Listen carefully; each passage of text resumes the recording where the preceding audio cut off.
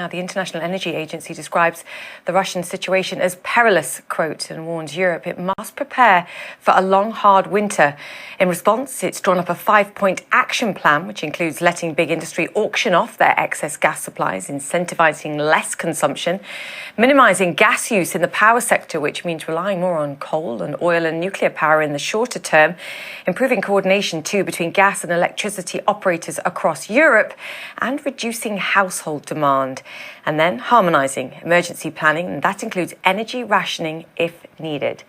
Fatih Birol is the IEA's Executive Director, and he joins us now. Dr. Birol, Fatih, fantastic to have you on the show. The short-term uncertainty over this pipeline now appears to be over, but the risk that this is weaponised, to use the term in Europe once again, surely remains very high.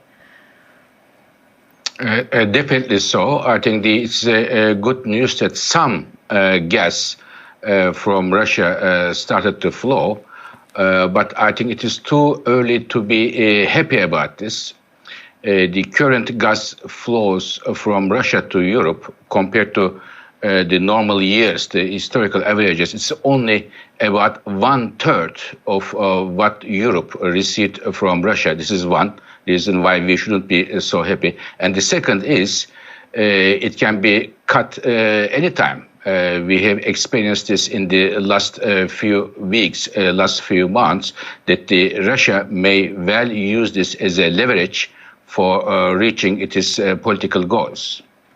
And you're saying to Europe, they need to expect that. They need to expect and be better prepared for a full cut-off. Definitely so. Definitely so. I mean, if we assume in Europe the Russian current gas flow continues as it is until winter, throughout the winter, plus all the LNG Europe is getting from United States and elsewhere, which is a record high, continues to be at these levels, plus the maximum amount of gas we are getting to Europe from Norway, Azerbaijan, Algeria, if they continues again at this maximum capacity, even if there is no single accident or fire or this and that around the world, Europe still needs to reduce its gas consumption about 20% compared to today in order to have a safe and a normal winter months